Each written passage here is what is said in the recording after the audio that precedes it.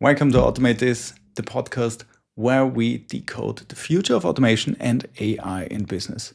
I'm Alex Hammerschmidt, and every episode we explore how cutting-edge technology is reshaping the workplace, featuring real stories of transformation, expert insights, and practical strategies. If you want to stay ahead in the world of automation, you're in the right place. Let's dive in. Okay. The last two episodes were my first episodes, and I just ranted along, and you, dear listener, needed to listen. So, of course, that's the whole idea of the podcast. But today I tried to do something different. Because it's so early on, I can experiment like crazy with different types of content and different types of how I'm structurizing the podcast and so on. And I thought I'm going to simply share the document I created together with ChatGPT and deep research and my own inputs into the topic of today, which is the future of AI in business. And I made this whole research focused on e-commerce and SaaS and small and medium-sized businesses in the US and Europe to make it for our markets, basically. And I will walk through. So I will read the report, which is super extensive.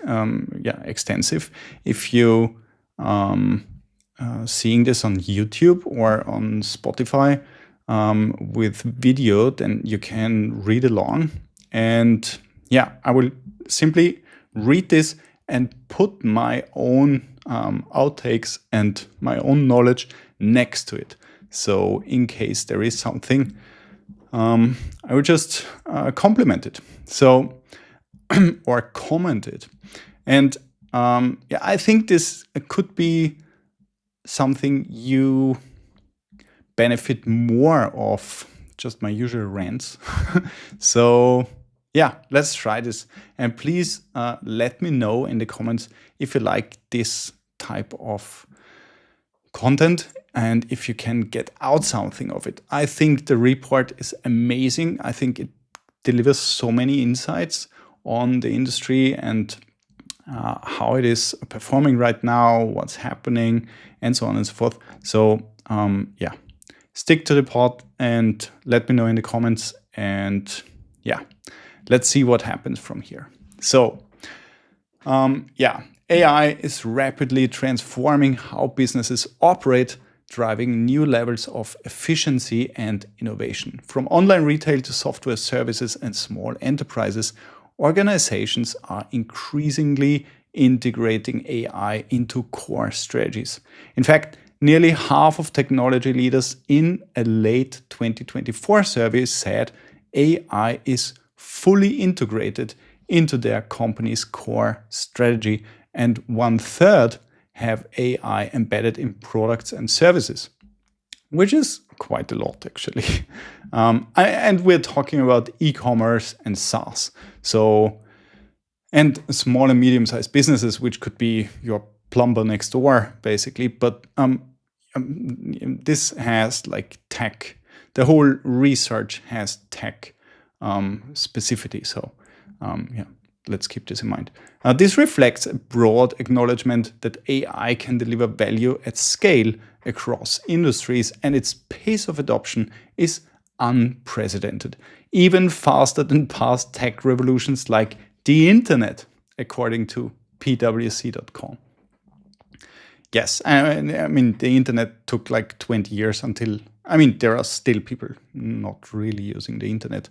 There are still people using, I don't know how it's called in the US, but in the DACH region, in Germany, Austria, Switzerland, it's called teletext, which is like a text service on television where you can have it doesn't matter. Google it, it's really funny, or ask ChatGPT about it. So Okay.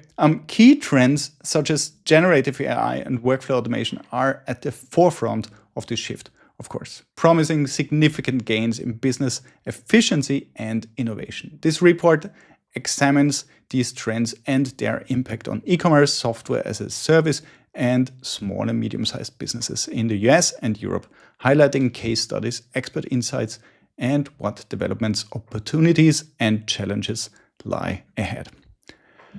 Okay, let's start with generative AI, the new frontier for business innovation. Generative AI refers to AI systems often provided by large models like these that we know as AI, quote unquote, like ChatGPT, Claude, from Anthropic, Llama or Ollama, and so on. Often powered by large models that can create content, whether text, images, code, or even product designs. Its emergence marks a new frontier for innovation in business. Companies are leveraging generative AI to automate creative and knowledge-intensive tasks, enabling faster content production and personalized experiences at scale. For example, fashion retailer Stitch Fix uses generative AI, GPT-3, to generate hundreds of headlines and detailed product descriptions, which after fine-tuning to match the brand's tone, have proven as good as or even better than human written copy. This blend of AI and human expertise lets businesses accelerate marketing campaigns, product listing processes, without sacrificing quality. Yeah, that's exactly what we saw in 2023, early 23, when we let go of our content marketers or of our copywriters, because ChatGPT 3.5 was doing such a much better job, and it was so fast, and it was like doing an amazing job basically. And the models which are out there now are, in my opinion, mind-blowingly better than any human being capable of researching like 10 blog posts and writing a better blog post out of these 10. It's just AI is so much better in doing this than humans are. So yes, totally. And creating ad headlines and detailed product descriptions, of course, you can do this. You can automate this so nicely. It's just amazing what you can do with tools like N8N combined with LLMs. And of course, N8N is this API connector, where you can build these workflows and just send your newly created product descriptions in a specific tone of voice and a specific style to your products, and get on with having better product descriptions on your website, that's just AI is so good at that. Generative AI is also enabling AI co-pilots or assistants in various domains. Shopify's Sidekick is a built-in AI bot that helps e-commerce merchants manage their stores, answering questions about how to set up discounts, summarizing sales data, and even assisting in design changes. Yeah, stuff like this is actually really nice because it helps small businesses with not as much money to solve smaller problems directly on their own without needing needing to pay anybody else except the SaaS for changing, let's say, design stuff, like change the button to red or whatever, over the whole website, which is amazing. I mean, this is really cool. And lots of stuff like this is coming to mind. Of course, like GitHub Copilot is just mind-blowing, or Ada is mind-blowing, Cursor is mind-blowing, and Lovable. All these tools where you can code and co-create stuff are just unbelievably great, as well as Jasper for content creation, for example. These are really, really good, even though you don't need these SaaS tools built around them, especially Jasper. I think it's it's very nice to have stuff like this, but it's actually not necessary. And the types of workflows we are building right now are directly integrated into the system. So I don't want to write blog posts here on ChatGPT or in Jasper in one or in Ahrefs or rank math or however these, no, not rank, anyways, in all these online editors. I don't want to have my stuff there because it's not on my blog, it's not on my YouTube, and it's not living where it should live actually. I want to have it pushed directly into the system where it belongs. I don't need another place for my content. So that's my idea for how it should be. So I think these AI co-pilots, which are directly integrated into the systems, are really the future, and is the stuff which is turning out to be really great. So you don't want to write WordPress blog posts outside of WordPress. It's why would you ever do this? It's simply not the place where it's ending up. So why would you not put it there? So yeah. Okay, let's jump ahead. Like notably, the adoption of generative AI in business has surged in just the past 2 years. A Microsoft-sponsored IDC report found usage of generative AI jumped from 55% of organizations in 23 to 75% in 24, as companies moved from experimentation to essential use. Yeah, that's just amazing. Companies just figured out how to use it, and now they are just using it. And this same study calculated that generative AI is delivering a strong return on investment, about 3.7 times the investment per dollar spent on average, which is unbelievable. It's unbelievable. Early adopters are seeing especially high returns, top performance achieving a 10x ROI by creatively integrating AI to streamline operations and unlock new capabilities. Yeah, of course, if you know how to do it and if you really understood how to do it, you can, or you should implement it. And these pathways are going further and further away from each other. So if you're using AI, you're going to accelerate like crazy. And if you're not using AI, you're going to slow down like crazy. So the downfall is going to be like unbelievable. If you are the plumber who is able to use AI for creating a better onboarding or scheduling process in order to fetch people's needs and to fulfill them or to schedule them into your fulfillment system, then you are going to turn the others out of business. So that's the thing what's going to happen. So if you don't have a website in 2025 and if you don't have a scheduling system and so on and so forth, it's going to be really hard. So especially when like these things like operator is going to be used broadly, or at some point Siri is probably going to be somehow intelligent. I mean, right now I don't see Siri anywhere because it's really bad, but Alexa is just mind-blowing, and it's just a matter of time until you can book your stuff through Alexa, exactly what operator from ChatGPT is doing right now, or from OpenAI is doing right now. As soon as Alexa is coming out with this stuff, it's going to be mind-blowingly different. And you're going to say, okay, I need an electrician to fix my blah, blah water pump next week, Thursdays, and find me the cheapest one, which is best rated.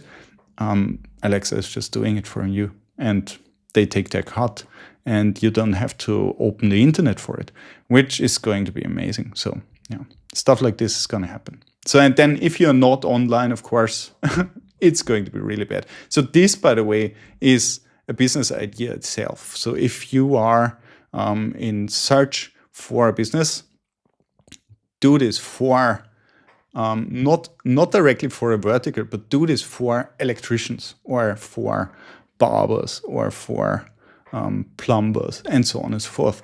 Do it for a specific niche, for a like really broken down niche. Go door to door from everybody, take the phone book, go door to door and pitch it to them and show them with your laptop what you can do for them, and set up a scheduling system, and that they are online, that they can be found with local SEO, and then they're in the race. So I think that's a really good opportunity, which is just waiting for people to grab it. So yeah. Okay. Modern AI automation is often about combining rule-based RPA, so robotic process automation, with machine learning. RPA excels at structured repetitive tasks like processing from entries or moving files, while AI can handle unstructured data and make context-based decisions. Yes, so when we are talking about workflows or AI agents, this is actually what most people mean. It's like this hyper automation where you have a specific process written down or predefined, like an SOP, which you would give to a freelancer as well. Like, write the blog post, use an H1 for the title, then use H2 for the topics, paragraphs for the paragraphs, and structure it with H3 headers and bullet lists, and write this topic, make it at least 3,000 words long, and I don't know, something else, and put it on my WordPress, and every third paragraph there needs to be an image in between.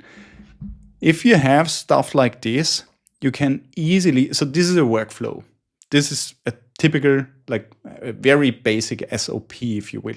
And this workflow, you can just hard code it, and then the computer can do it forever and very easily, very quickly. So this is the RPA, the robotic process automation. So you get the text input, edit it to this defined output, and output it onto your system. And the AI is doing the unstructured work, like the research for the article, the writing of the blog or of the content, and also the structuring. So it structures afterwards. It understands, the AI agent understands before the RPA is coming into process, the AI agent is structurizing it, like, this is the header 1, this is header 2, this is the bullet list, and so on. So these combinations are actually what most people are thinking and talking about when they're talking about AI agents. And this is what's going to disrupt so many industries and so many like agencies and so many freelancers who are doing freelancing, like writing blog posts and doing virtual assistants and so on and so forth. I mean, you can, with n8n, you can have your virtual assistant organizing your email, putting everything into different folders. I have an agent, an AI agent, which is replying to every email, and it's not sending them yet, but it's crafting the replies. And as soon as an email comes in, the agent reads the email, the agent processes the email and understands, is this like kind of a system message for admin purposes, then it doesn't need a reply, or is it something which needs a reply, and then it replies and creates a draft, and I see directly at the unwritten email that there is a draft already, which is very nice. So for me, that's really just like ticking off the boxes, which is amazing. And yeah, such systems don't just execute static procedures, they learn and improve. That's the other thing. You can create these feedback loops, or you should create these feedback loops, like what we do in our AI newsletter agent. And the feedback loop feeds back the how the email performed. So it feeds back into a vector database. Each email it writes, it's gonna fed back afterwards with the performance indicators. So like how many emails were sent, how many were read, how many click-throughs, and so on and so forth. And this is helping the agent the agent to craft better and better and better emails and understand behavior of the newsletter list, which is mind-blowing. And it's so much better than every employee ever did it, because the agent is truly doing it. So yeah, PwC estimates that companies systematically deploying AI across many processes see incremental gains of 20 to 30% in productivity, speed, and revenue in one area after another, which cumulatively can transform the entire organization. In fact, Gartner predicts that by redesigning processes with AI-driven hyperautomation, organizations can lower operational costs by up to 30% in the near term in 2024 to 2025. So yes, we started last year doing this with our biggest client, which is a pharmaceutical holding, and they have like lots of companies in there. And we created AI support agents in order to free up their workforce, because support is eating so much time and therefore costs so much money. Because if you pay somebody, of course, if they are concerned with support questions and answering like, where should I put this recipe and where should I upload blah blah and where should I don't know, then it just eats up the workforce. And yes, 20 to 30% at least. It depends, of course, on the departments, but in support, I think you can free up like 80 to 90%. Actually, 80 to 90%. Yeah, AI-driven, and of course, the support agent is going to learn too. And within a short period of time, the support agent can answer quicker and better than every human agent you ever trained on this topic. AI-driven automation also extends to back office functions like data entry, invoicing, and report generation, and so on and so forth. Of course, this is the next step, which is coming up. Also, like sending follow-up emails to customers who abandon shopping carts at optimal times. Yes, of course, with content tailored by an AI that analyzes the customer's browsing behavior. Yes, so I mean, this sounds so nice, and of course, this comes from big commerce. Yeah, that's something what each e-commerce platform is actually capable of, and where you can hook into the browsing data from your visitors and then trigger emails if you have the consent. And if you have, so like in Europe, we need to be GDPR compliant. And if you have the consent and if you have the data available. So if somebody is doing something with an incognito window, you don't see what they're actually doing, and so on and so forth, because you don't have cookies there, and so on. Anyways, but yeah, stuff like this is possible up to a certain extent. It still depends on a few barriers, but we're going to talk about these, about the challenges later on. So yeah, transforming e-commerce with AI. E-commerce has been at the forefront of AI adoption, of course, using it to create smarter online storefronts and supply chains. Personalization is a prime example. Online retailers leverage machine learning to analyze customer behavior and tailor recommendation for each shopper. Websites that show you might also like product suggestions are typically powered by AI algorithms, crunching purchase and browsing data in real time. Okay, yeah, no. Most of them are not. Most of them are in the best case. So like most of them are in the best case having like, oh yeah, if you see this product, I want this and this and this product there at the you might also like section. But of course, there are some players out there doing this. Yes. But this is not like the majority.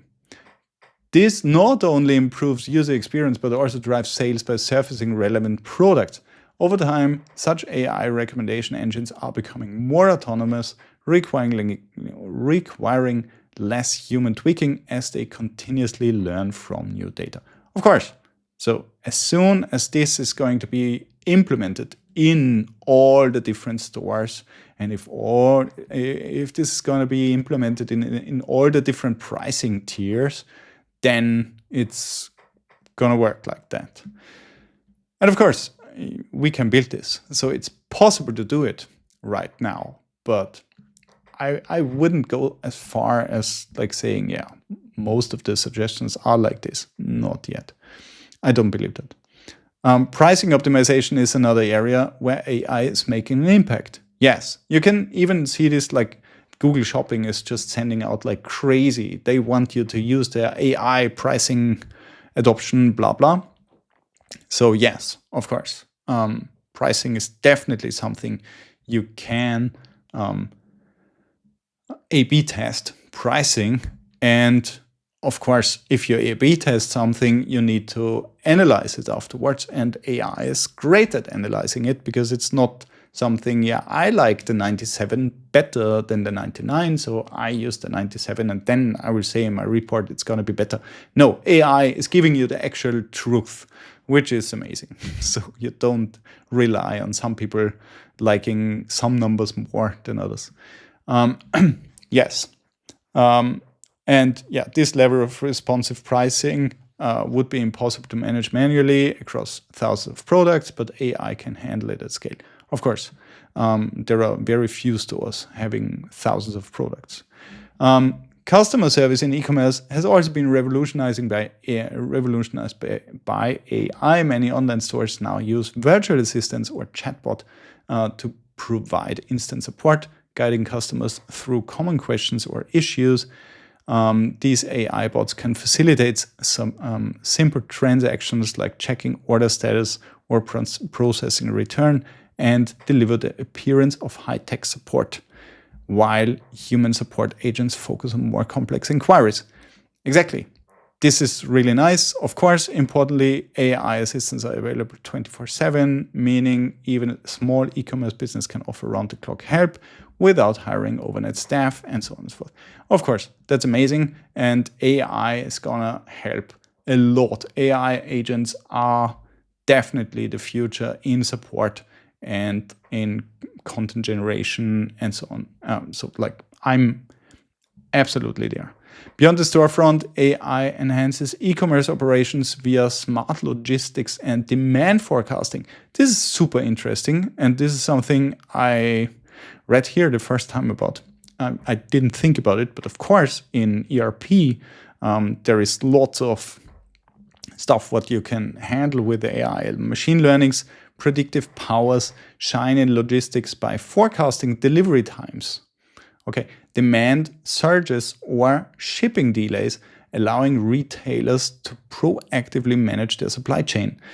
This is really interesting because there are companies out there which do forecasting for seldom materials like seldom earths and so on for, let's say, the automobile industry. And they are forecasting because of, let's say, a war in some place.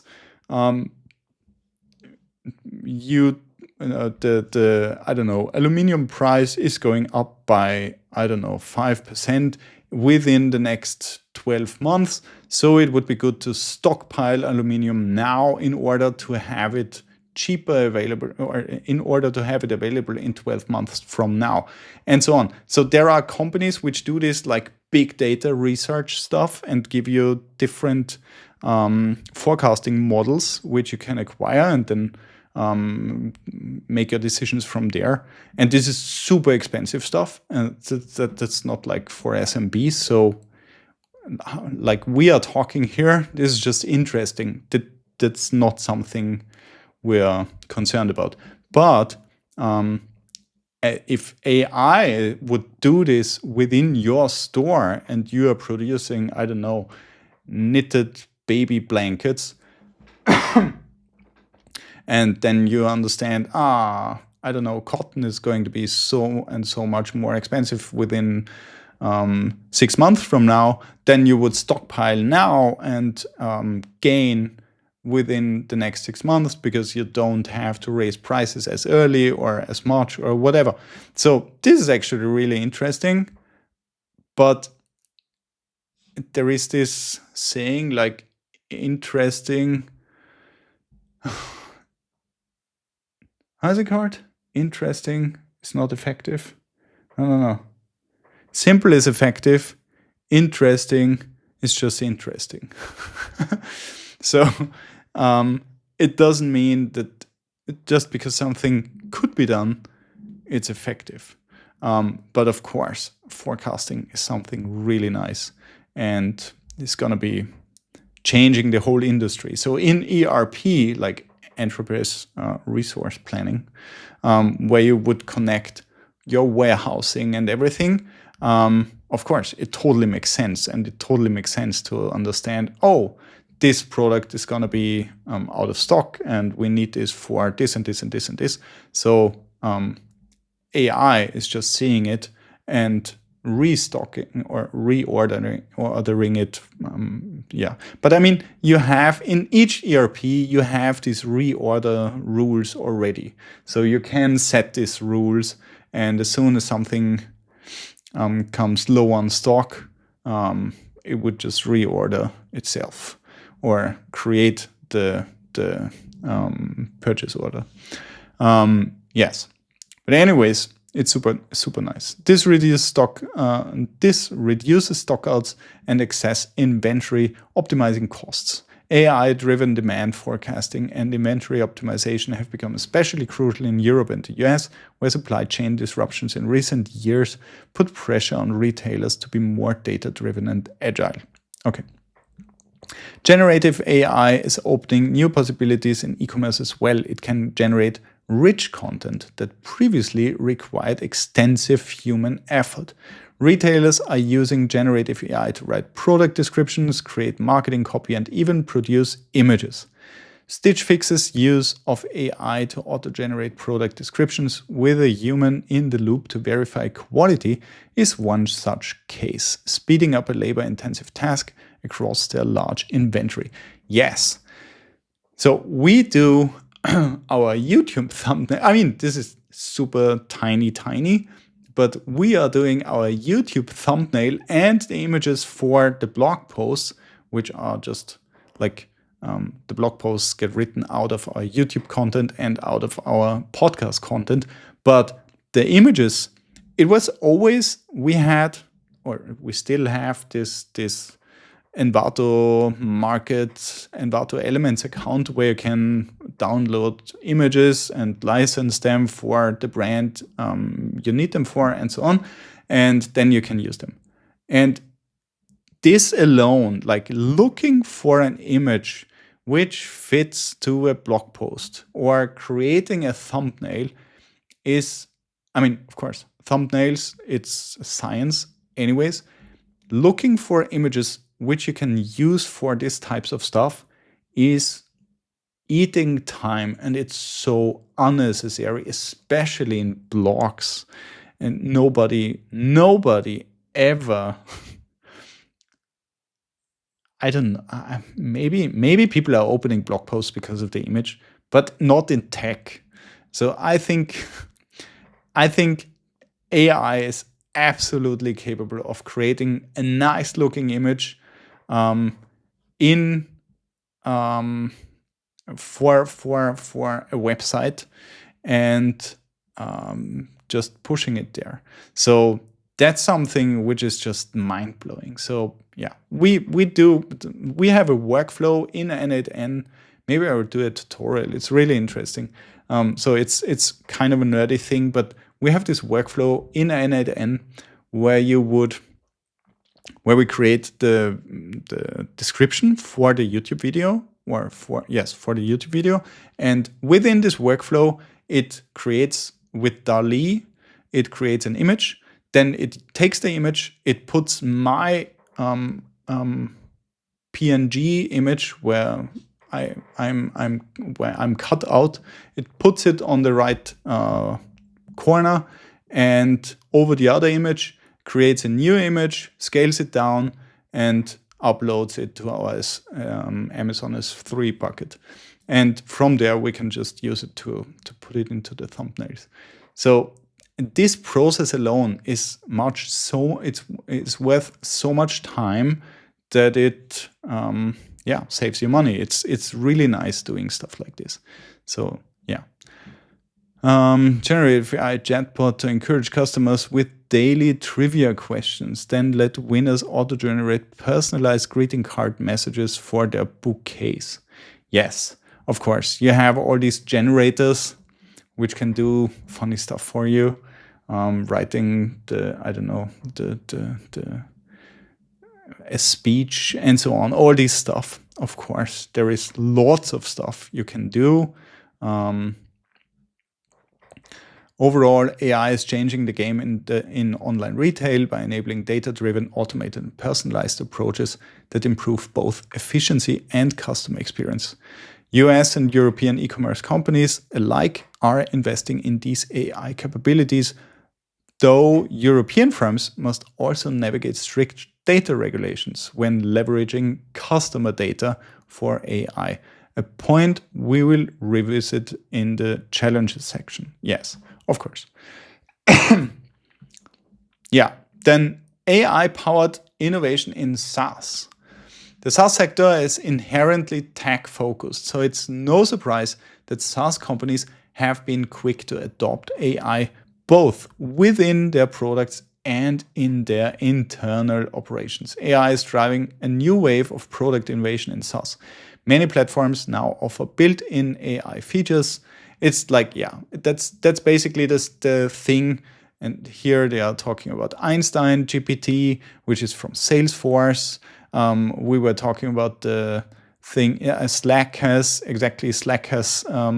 something built in where you can like summarize discussions and answers and answer questions in a chat of your chat, which is super interesting because if you're looking up something you were discussing with somebody or within a meeting or something, it's really nice to walk through it like this. You can also do the same thing in Google Workspace. So of course, stuff like this is amazing. And of course, SaaS businesses are usually adapting quicker because they are a software development business. So yeah. For SaaS B2B platforms, AI also brings enhanced data analysis capabilities, advanced analytics that once required data science teams are increasingly accessible through AI-powered tools in SaaS offerings. Hyper-personalization is a key trend. SaaS applications strive to deliver experiences tailored to each user. Streaming services like Spotify illustrate this by using AI to create personalized playlists that adapt to individual listening habits. In the B2B realm, similar personalization might mean a product management SaaS tool surfaces the most relevant tasks or insights for a user based on their behavior and role. Another trend is predictive analytics as a built-in feature. For instance, SaaS platforms for sales can employ AI.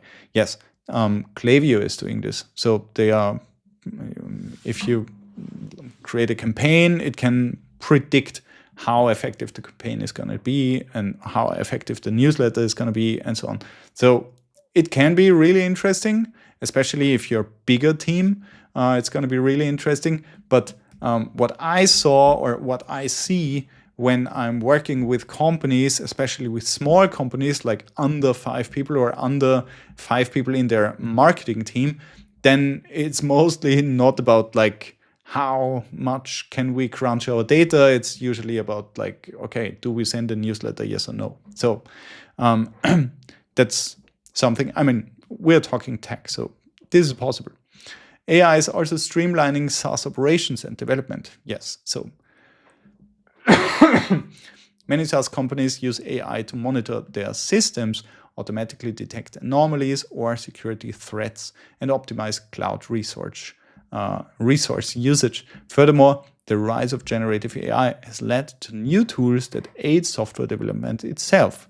GitHub's Copilot is widely used by developers to generate code suggestions, and several SaaS dev platforms are integrating similar AI helpers. Yes, of course, we are at hardmode.io. That's our Mautic marketing our managed Mautic hosting. There, of course, we use AI to develop, and of course, we use AI to analyze the data and make it better and find the spots where people are journeying and so on and so forth. So that's really, really nice. And AI is definitely a game changer when it comes to understanding the numbers behind all this stuff, because nobody ever really took the time. So that's the problem with small teams, and I want to have my team as small as possible because I don't want to. I don't want to explode, and therefore I want to have a small team and a nice lifestyle. And AI is just helping so much because it helps us doing things we never did before because we couldn't afford a data analyst, for example. So AI is doing this now. That's really amazing. A clear competitive divide is forming. SaaS companies effectively leveraging AI are gaining an edge in efficiency and customer satisfaction, while those slow to adapt risk falling behind. Generative AI in particular is seen as essential to future SaaS offerings, not just an add-on. It allows SaaS vendors to continuously improve user experience by learning from vast usage data and to introduce entirely new capabilities. For example, a design SaaS tool might use AI to generate web page layouts or graphics on the fly based on user prompts, as tools like Canva and Adobe are beginning to do. Yes.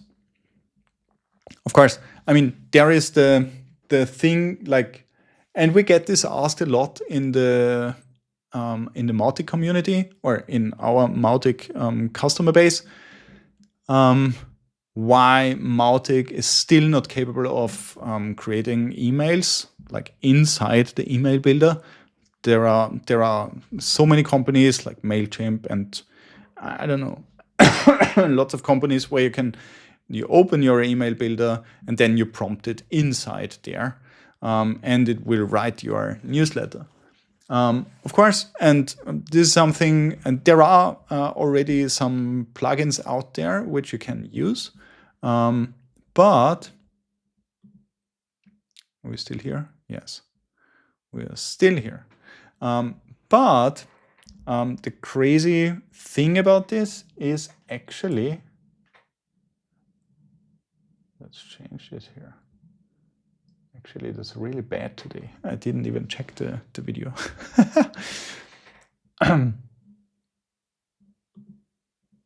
So, but actually, so there are plugins where you can do this inside of Mautic, but in my opinion, it's not the change is not happening at this place.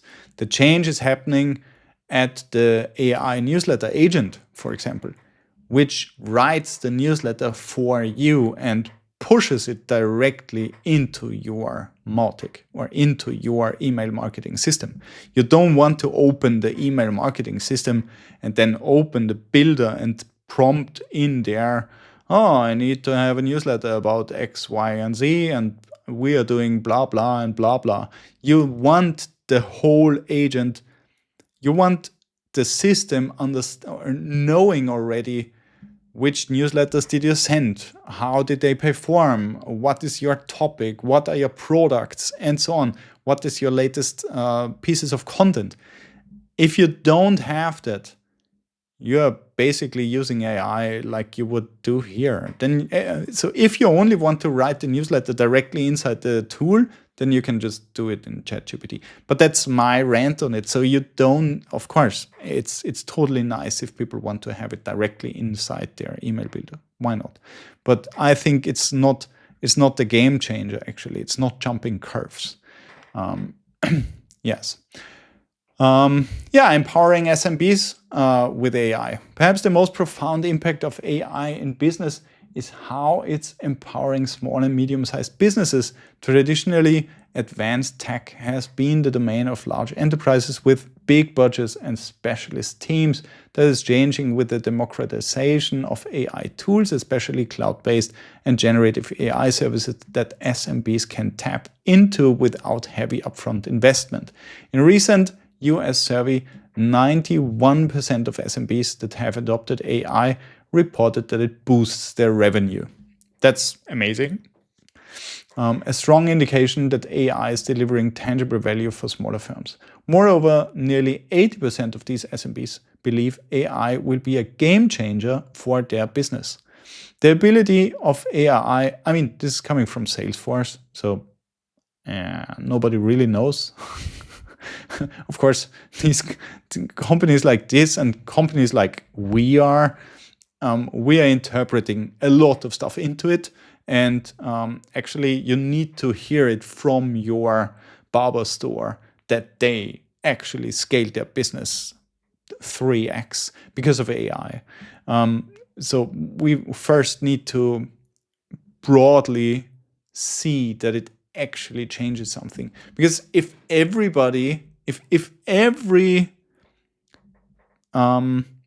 business is AI first and AI ready, then it's the same competition as it was before. Then the market is level.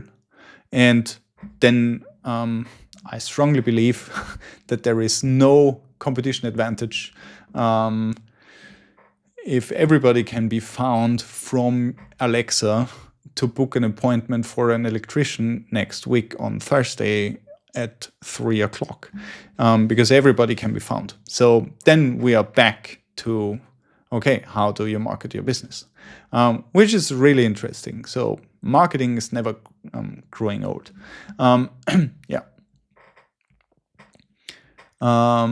As one executive put it, AI is helping small businesses achieve improvements in efficiency and customer relationship that rival those of much larger enterprises, effectively leveling the field. Yes, that's the other thing.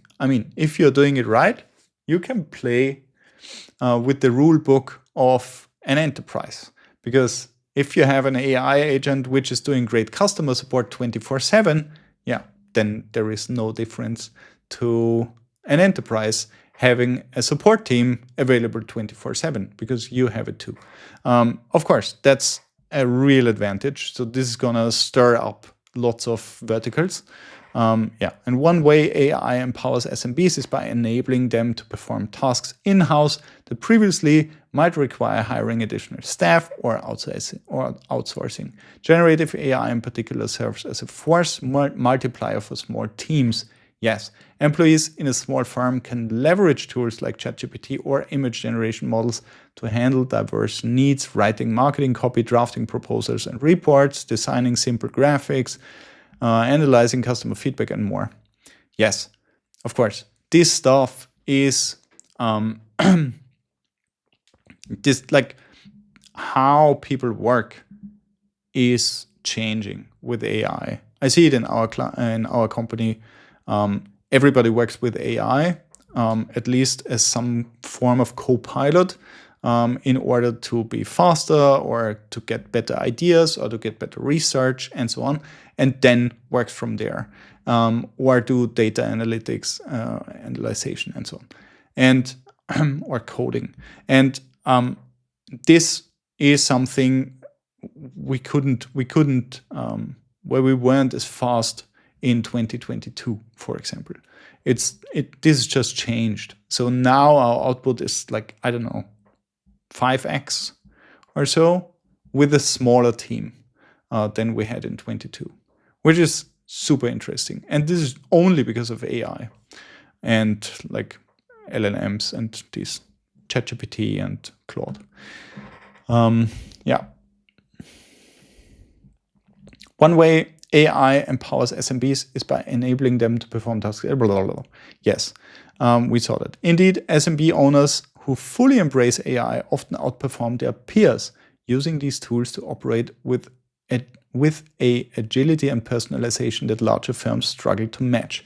Yes, that's the other thing, which is super interesting, which I found, at least in marketing departments, that large companies which have big or like large marketing departments with lots of people in it are not as effective as tiny marketing agencies with 3 people working on a large client, which have the opportunity to make it right for them.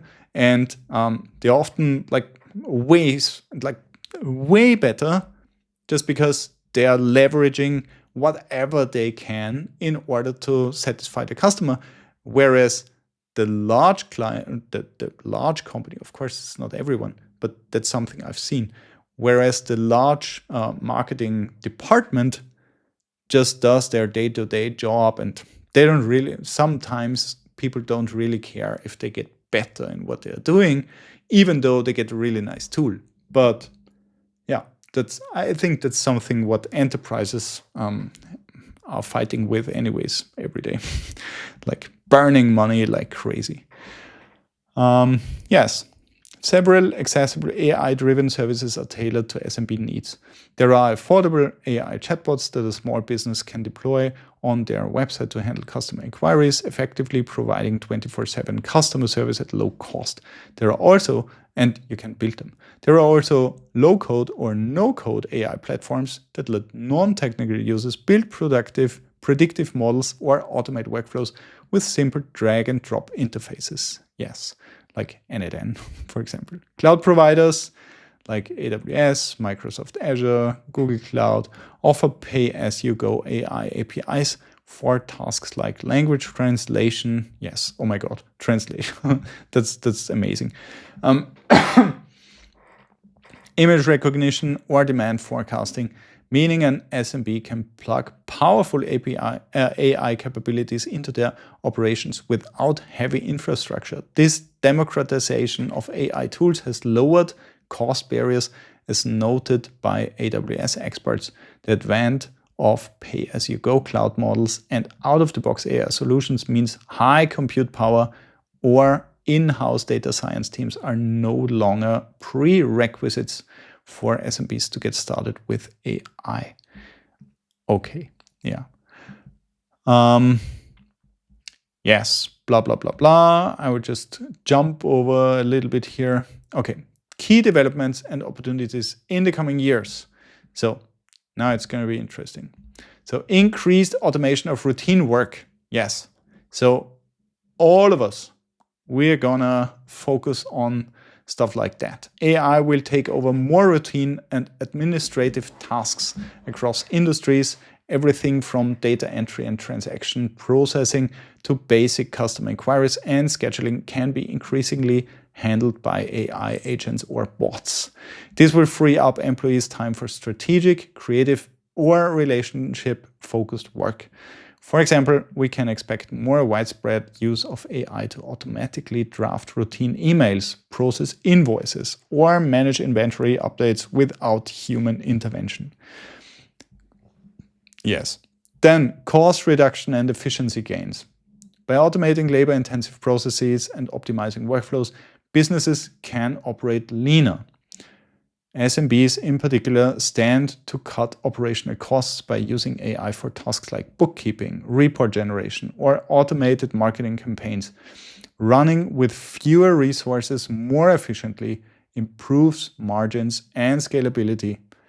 In essence, AI allows companies to do more with less, a critical advantage in competitive markets. The new business models and revenue streams. Generative AI opens the door to on-demand generation of content, products, or even entire services. This enables innovative business models. For instance, a small marketing firm could leverage AI to offer 24/7 content creation service, producing customized blogs or ads for clients on demand. A retail company might use AI to design and manufacture personalized products in real time. Such capabilities can create a new revenue. That's so funny. A retail company might use AI to design and manufacture personalized products in real time. That's really funny because only AI is talking about stuff like this. I mean, this is something that's like, I mean, that's a workflow anyways. So yeah. Such capabilities can create new revenue streams and value propositions that were not possible before. Companies that creatively apply AI to launch new offerings will differentiate themselves in the market. Ethical AI and regulatory compliance. As AI usage grows, so does scrutiny of its ethical implications. Businesses will face increasing regulations, especially in Europe, with the forthcoming EU AI Act, requiring them to ensure transparency, fairness, and privacy in AI systems. Compliance will be paramount, and companies must invest in governance, from data privacy safeguards to avoiding biased AI outcomes. Those who navigate this well will build trust with customers and regulators, turning compliance into a competitive advantage. Conversely, misuse of AI or neglecting ethical guidelines could result in reputational and legal risks. Upskilling and talent development. The human workforce needs to evolve alongside AI. Demand is rising for employees who can work effectively with AI tools. Yes, I mean, come on. Nowadays, I mean, if when we do an interview, it's like if the person didn't ever work with AI, with like ChatGPT, that's not gonna working. I mean, my daughter, she's turning 17 this year. Like my oldest daughter is turning 17 this year, and she is using ChatGPT for so many things. So it's like these are the kids now. They should be native in. They should speak and think AI. So if they're not, they are gonna be left behind. Oh my God. Yeah, challenges and considerations. Data privacy and regulations, of course. Like in Europe especially, strict data privacy laws and the upcoming EU AI Act impose obligations on how AI can be used. Companies need to ensure they have consent and legal basis for processing personal data in AI models. The EU AI Act will likely classify some AI applications as high risk, those in healthcare or HR, requiring compliance steps for transparency and oversight. Even US companies offering AI services in Europe will be impacted. Non-compliance could lead to heavy fines or being barred from markets. Thus, businesses must bake compliance and responsible AI practices into their AI projects from the start. Quality control and AI hallucinations. Yes. And this is something, this is really, really interesting, and you can do so much if you learn how to create system messages and how to create like system training on what an agent is allowed to do and what it must do in order to comply with the rule set of the brand, for example. This one of the most things I hear from clients or from potential clients where I pitch the AI newsletter agent, that AI is hallucinating and it's creating products, it's making up products and URLs which are not existing. Of course, it does, if you don't know how to prompt it. If your prompt is wrong, then the AI is making up stuff. Of course, that's what it does. So learning this is really, really, really interesting. Interesting and necessary. So if you want to stay ahead, learn this. And that's what I mean by getting into the market right now. You need to play around right now in order to learn it. Workforce impact and change management. Yes, while AI can increase productivity, it also changes job roles and required skills. Some roles may become redundant or fundamentally redefined due to automation, like bookkeeping. Nobody's gonna be an accountant anymore. Oh my God, I'm looking forward to this day where we can just say, we don't need an accountant anymore because it's ridiculous using, I mean, what the fuck? Anyways. Raising concerns of job displacement. Yes, a lot of people are fighting the AI move, especially in larger companies, because out of fear, of course. They fear they lose their job. Yes, of course. And a lot of people will lose their job if they don't start introducing themselves to working with AI. So it's just it's just like using a horse or a car. Businesses have to manage this transition responsibly, combining AI adoption with retraining programs. A key challenge is overcoming internal resistance or fear among employees.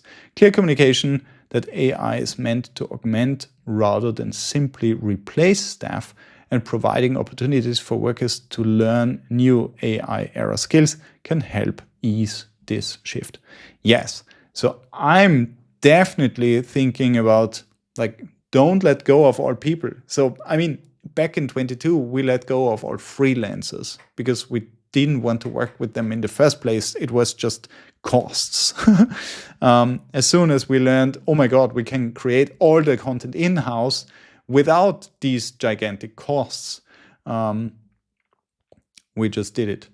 But the in-house employees, if possible and if willing, should focus on how can you leverage AI and the chat, the co-pilot of your choice, in order to make more output and make better outcomes and like advance from there.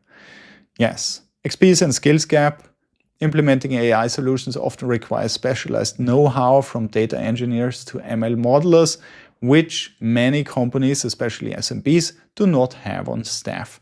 About 30% of organizations surveyed by IDC cited a lack of in-house AI expertise as a barrier, and a similar percentage said their employees lack the skill to work effectively with AI. Yes, of course, because of course they have stuff to do. They need to provide they need to finish their tasks, right? So it's very difficult to tell them, okay, learn AI during your work hours, plus do whatever you need to do. Of course, this is really difficult, and we all have to find a way of steering these waters. But we will, because we are forced to. Integration and data readiness. AI doesn't operate in vacuum. It needs to be integrated with existing systems and workflows. Many businesses struggle with siloed or poor quality data, which can hinder AI effectiveness. Yes, oh my God, all these on-premise, we have our own server in some concrete bunker 20,000 meters under earth. yeah, this is gonna change. Hopefully, it's such a pain. Yes, but some administrators and technical, some people just want to change hard disks every day. So let's see how long it takes. But of course, it's gonna change in order to build fully integrated systems where you can actually use all that stuff, and where you can actually communicate within your stack, basically. So yeah, but there is so much old grown stuff out there. Ethical and reputational risks. AI decisions can be opaque, and if an AI system produces a biased or unfair outcome, say an AI-powered credit system rejecting certain groups systematically, the company using it faces ethical and public relations fallout. Ensuring responsible AI, where models are audited for bias, explanations are available, and outcomes can be justified, is a non-trivial challenge. This is especially pertinent in Europe's environment of excellence and trust in AI.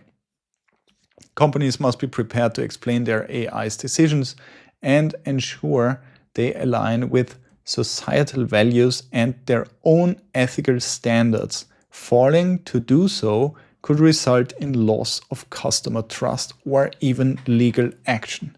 Yes, this is going to be really, really interesting, and this goes hand in hand with system prompting, system messages, and so on. The cool thing is that AI models get better and better in reasoning, and the prompting stuff is not as important as it was.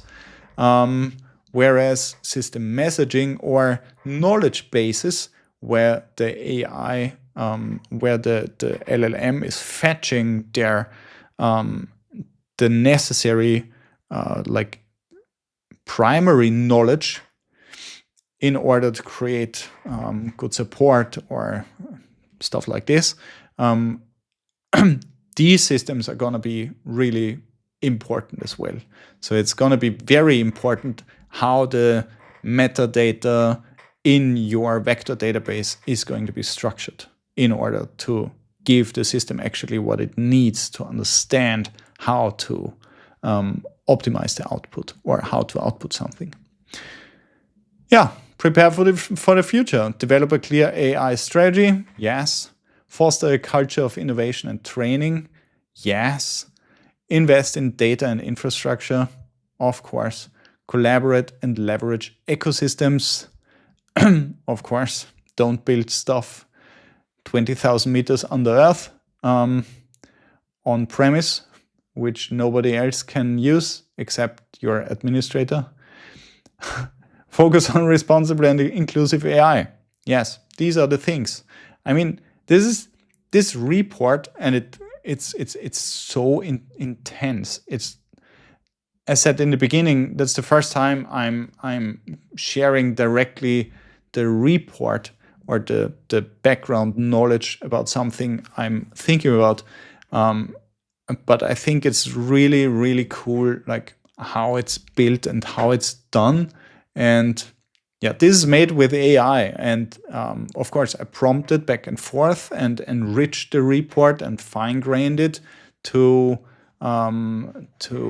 some extent. But it's amazing. What do you think? I mean, some things spoke out of my heart, and some things are very biased. Because, industries are biased, of course. If you talk about AI use in e-commerce, what else will come around?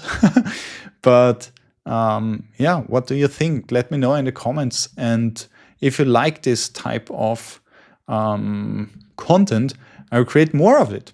So, nice. Let's wrap it up. That's it for today's episode of Automate This. If you found this valuable, make sure to subscribe so you never miss a future episode. And even if you're ready to take the... it's okay. We need to do it again. That's it for today's episode of Automate This. If you found this valuable, make sure to subscribe so you never miss a future episode. And if you're ready to take automation to the next level, check out the links in the show notes.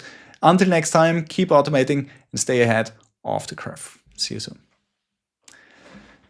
soon.